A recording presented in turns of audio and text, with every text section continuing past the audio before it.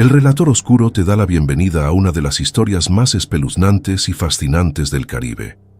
Esta no es la historia de un héroe, tampoco es la biografía de un atleta ni de un campeón.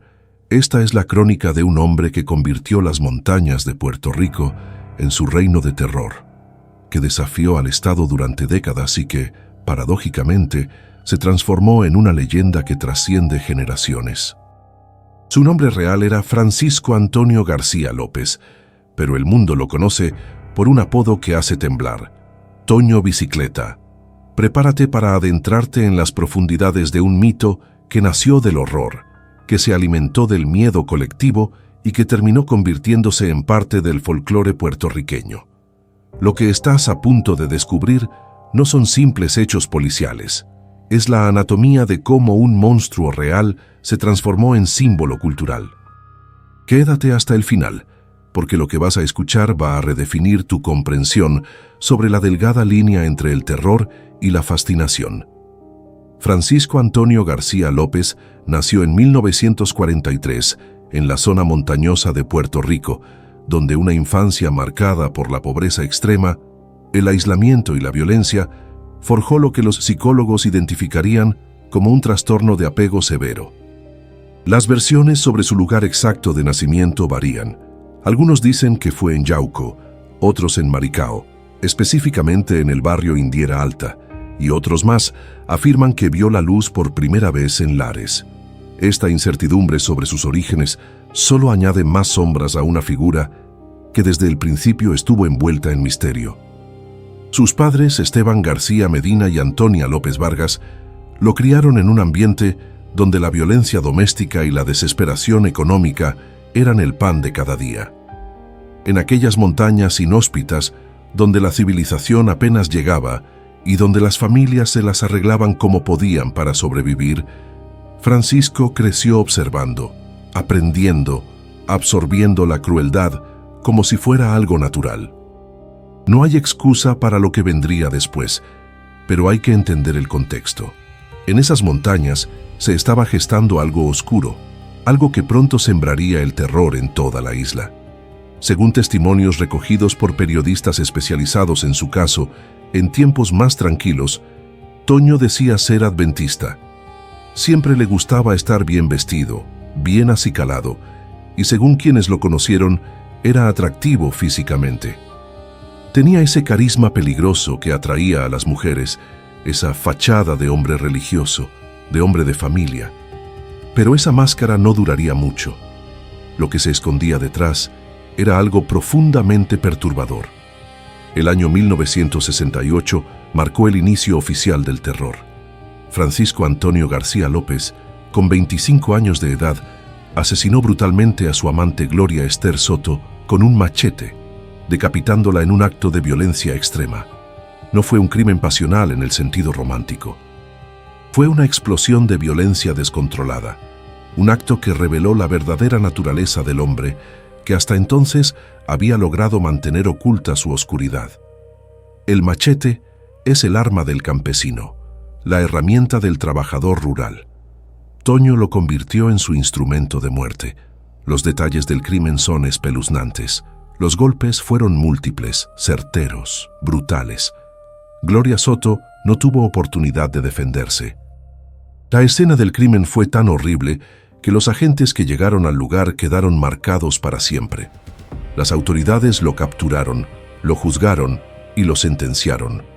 La condena fue de 185 años de prisión, una sentencia que parecía garantizar que este hombre nunca volvería a caminar libre por las calles de Puerto Rico. La sociedad respiró aliviada.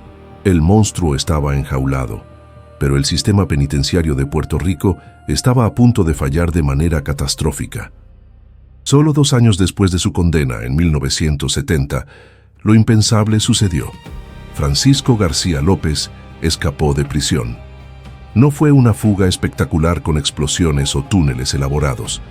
Fue el resultado de la negligencia, de la falta de recursos, de un sistema carcelario que no estaba preparado para contener a alguien tan determinado. Y así, el depredador volvió a las montañas que conocía tan bien. Durante los siguientes 4 años, Toño se convirtió en un fantasma.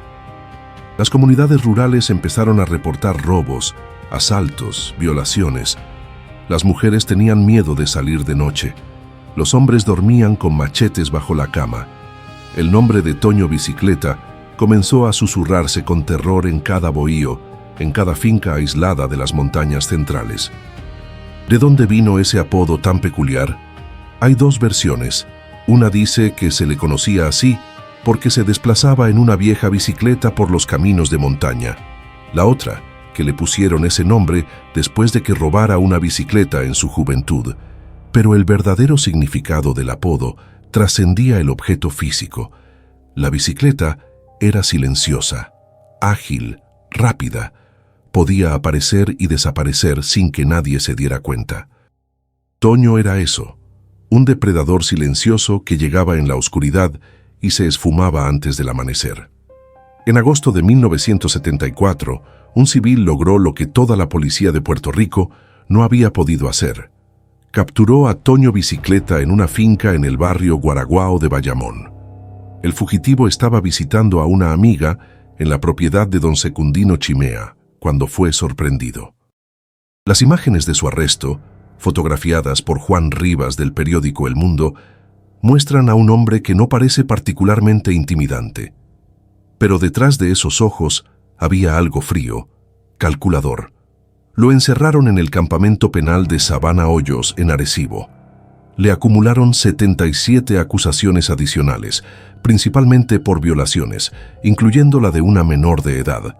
El sistema legal intentó proceder con las vistas preliminares, pero Toño se negó a participar. Era como si supiera que nada de eso importaba, como si ya estuviera planeando su próximo movimiento. Durante su estancia en Sabana Hoyos, ocurrió algo surreal que demuestra la complejidad psicológica de este individuo.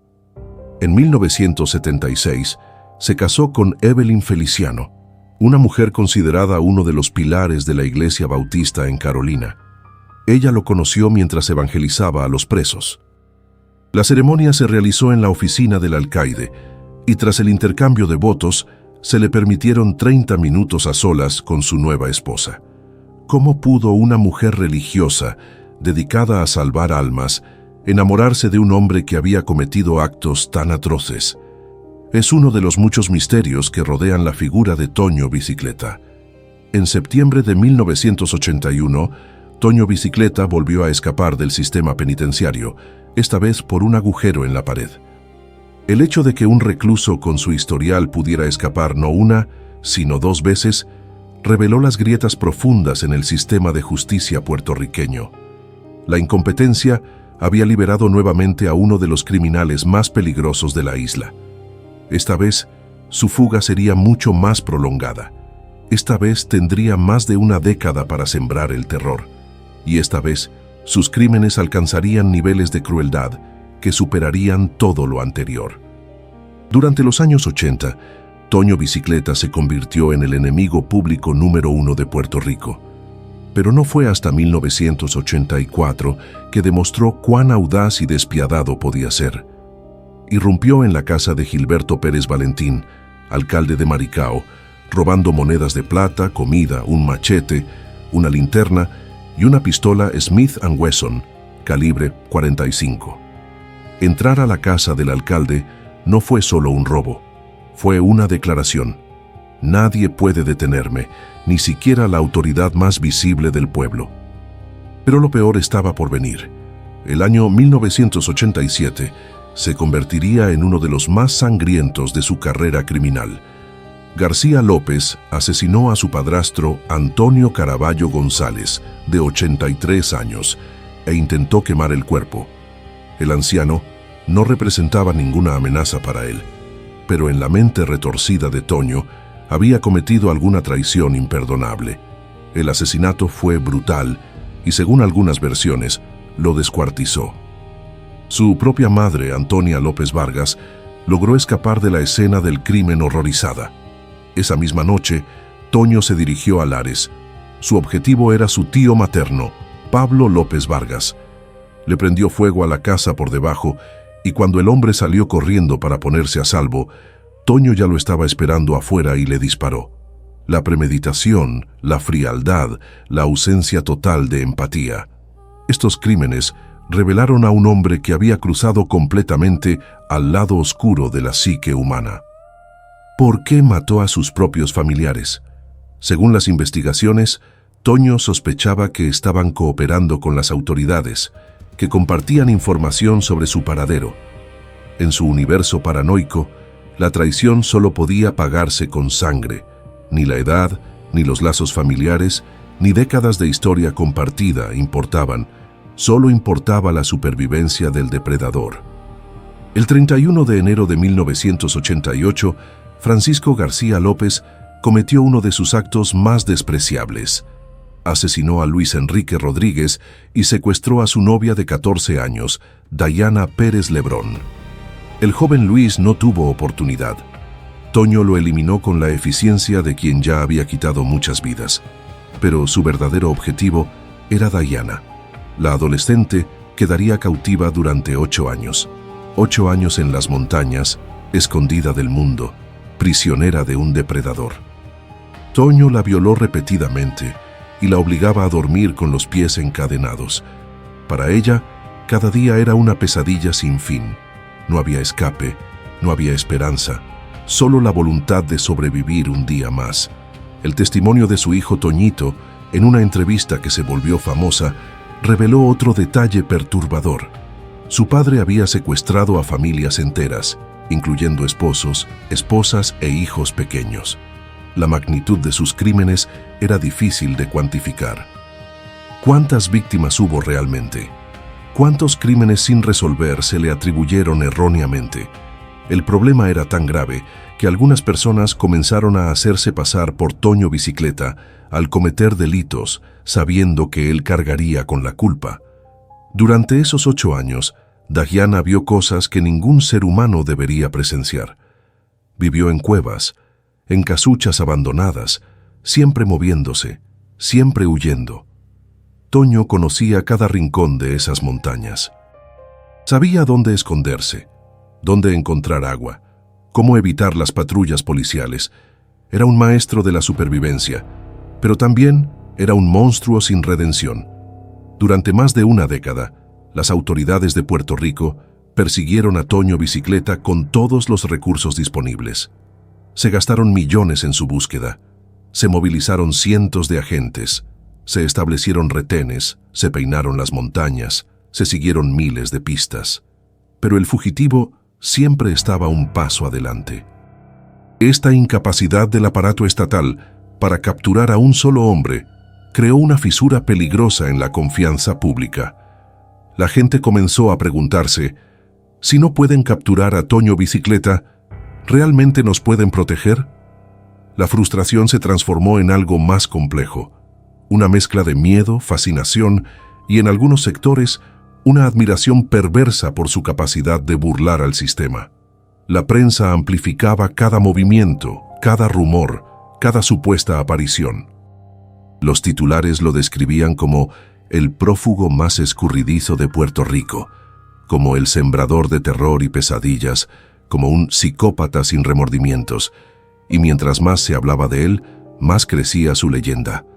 El hombre de carne y hueso comenzó a desdibujarse, reemplazado por una figura mítica, casi sobrenatural. Las comunidades rurales vivían en constante tensión. Las madres usaban su nombre para asustar a sus hijos. Pórtate bien o viene Toño Bicicleta. Los agricultores trabajaban armados. Las familias reforzaban sus puertas y ventanas. El terror era palpable, real, omnipresente. Después de 14 años como fugitivo, la suerte de Toño Bicicleta finalmente se agotó. Un informante le dijo a la policía que García López estaría trabajando en un cafetal en el barrio Castañer de Lares en las primeras horas de la mañana. Era una oportunidad que no podían desperdiciar. El 29 de noviembre de 1995, a las 7:20 de la mañana, agentes del Departamento de Policía llegaron al cafetal. El oficial Luis Rosa Merced se enfrentó al fugitivo más buscado de Puerto Rico. Dayana Pérez, después de 8 años de cautiverio, estaba con él en ese momento. Lo que sucedió a continuación sigue siendo objeto de controversia.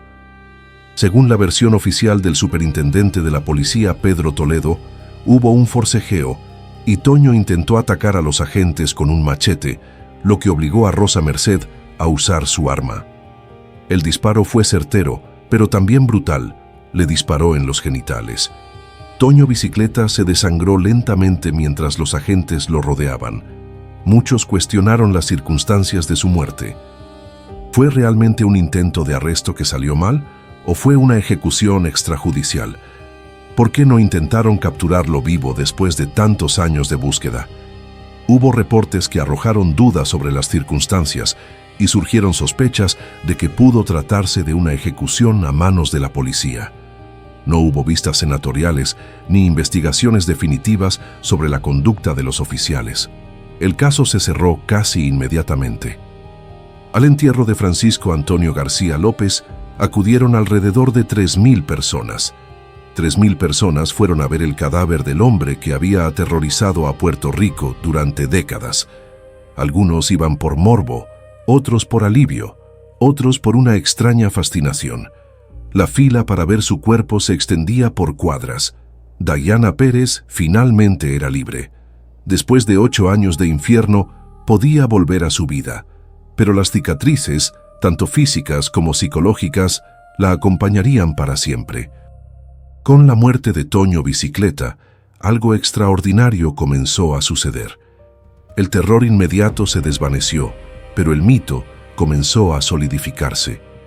La sociedad puertorriqueña, liberada del miedo constante, empezó a reinterpretar la figura del fugitivo. La cultura popular lo absorbió con avidez. En 1996, el salsero Marvin Santiago lanzó la canción Pista, Toño Bicicleta, capturando el fenómeno en formato musical. La salsa, ese género que siempre ha contado las historias de la calle, inmortalizó al fugitivo en ritmo y melodía. Pero fue en el rap y el reggaetón donde el nombre de Toño Bicicleta encontró nueva vida. Frases como «Me escapé como Toño Bicicleta» se volvieron comunes en las letras. Su nombre dejó de ser el de un criminal para convertirse en una metáfora de evasión, velocidad y astucia. Los raperos y reggaetoneros lo usaban para expresar su propia capacidad de superar obstáculos, de burlar a las autoridades, de escapar de situaciones difíciles.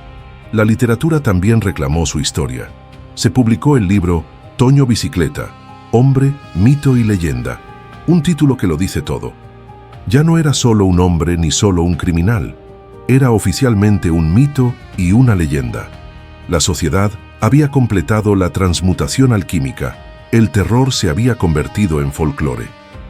El artista José Luis Vargas, conocido por sus obras que elevan personajes urbanos a estatus heroico, creó entre 2002 y 2003 una pieza monumental titulada Todo fue un mal entendido, aparición errónea de Toño Bicicleta. La pintura, con dimensiones de más de 2 metros, utiliza óleo, esmalte y collage sobre tela. Actualmente, forma parte de la colección del Museo de Arte de Puerto Rico. El título de la obra es revelador. Vargas no está celebrando al criminal, está criticando la histeria colectiva, la tendencia de los medios a exagerar y mitificar. La aparición errónea sugiere que la figura que la sociedad construyó no corresponde a la realidad. El verdadero malentendido no son los crímenes en sí, sino la transformación folclórica que el público proyectó sobre él. El destino final de cualquier ícono moderno es su mercantilización. Tiendas como El Nido Puerto Rico comenzaron a vender camisetas con la imagen o el nombre de Toño Bicicleta. Por $28 puedes comprar una prenda que celebra la astucia del fugitivo mientras borra completamente el rastro de terror que dejó. La camiseta reduce décadas de violencia a un logo inofensivo de rebeldía vacía. La persistencia del mito de Toño Bicicleta solo se entiende a través de las lentes de la psicología social y la historia poscolonial de Puerto Rico. En un territorio con un estatus político complejo, sujeto a intensa fiscalización tanto local como federal, la figura que desafía y se burla del aparato legal se convierte en una metáfora poderosa. Toño encaja perfectamente en el arquetipo del antihéroe caribeño, que tiene sus raíces en las narrativas de resistencia y cimarronaje, la huida de los esclavizados contra la autoridad colonial. La celebración de su capacidad para escapar, simbolizada por la bicicleta, se transformó en un acto involuntario de resistencia contra el poder establecido. Para sectores frustrados con la burocracia, la corrupción percibida o la ineficacia institucional, Toño Bicicleta representaba una libertad sin restricciones, una capacidad individual de triunfar sobre el sistema. No es que la gente aprobara sus crímenes, es que admiraban su astucia, su habilidad de sobrevivir contra todo pronóstico. El mito también sirvió como mecanismo de procesamiento colectivo del miedo. Al convertir al monstruo real en una figura folclórica, la sociedad neutralizaba el terror y podía proyectar sobre esa cáscara simbólica sus propias narrativas de desafío y elusividad. La versión mitificada de Toño Bicicleta, el maestro de la evasión, es en esencia una proyección del deseo popular por astucia y autodeterminación en un ambiente donde el poder individual parece limitado. La historia de Toño Bicicleta es, en última instancia, una historia sobre nosotros, sobre cómo procesamos el miedo, sobre cómo la mente colectiva reescribe la historia, sobre cómo el terror, una vez superado, puede transformarse en fascinación. Francisco Antonio García López fue un criminal brutal, un violador, un asesino, un secuestrador. Eso es innegable. Causó sufrimiento incalculable a sus víctimas y a sus familias. Destruyó vidas. Sembró terror durante décadas. Pero también es innegable que se convirtió en algo más grande que la suma de sus crímenes. Se convirtió en un símbolo, en un arquetipo, en una referencia cultural permanente. Su nombre seguirá siendo pronunciado en canciones, mencionado en conversaciones, estudiado en análisis sociológicos. La iconografía de la bicicleta, ese objeto simple que representa velocidad, elusividad, escape, seguirá siendo interpretada y reanalizada. El malentendido del que habla José Luis Vargas en su pintura persistirá, porque es más fácil admirar la astucia del fugitivo que confrontar la brutalidad del criminal. Esta es la paradoja de Toño Bicicleta. Odiado y admirado, temido y mitificado, real y legendario. Un hombre que asesinó, violó y aterrorizó, pero que también logró algo que muy pocos criminales consiguen: trascender su propia maldad para convertirse en parte permanente del imaginario colectivo. Las montañas de Puerto Rico ya no guardan su presencia física, pero su sombra sigue proyectándose sobre la cultura de la isla. Y mientras haya canciones que mencionen su nombre, mientras haya camisetas que lleven su imagen, mientras haya conversaciones sobre el fugitivo más famoso de Puerto Rico, Toño Bicicleta seguirá vivo en el inconsciente colectivo. Esa es su victoria final. Ni siquiera la muerte pudo detenerlo. Has llegado al final de esta crónica, que te ha llevado desde las montañas ensangrentadas hasta las galerías de arte, desde los cafetales de Lares hasta el folclore permanente. Si esta inmersión en la psique oscura de un país te ha impactado, si has sentido el peso de una leyenda construida sobre el terror, entonces comparte esta historia. Tu like y tu suscripción mantienen vivo el trabajo de El Relator Oscuro. Activa la campana para no perderte las próximas inmersiones en las historias más perturbadoras que el mundo esconde, porque hay historias que necesitan ser contadas, incluso especialmente cuando nos hacen sentir incómodos. Hasta la próxima inmersión en la oscuridad. El Relator Oscuro. La historia que nadie quiere contar.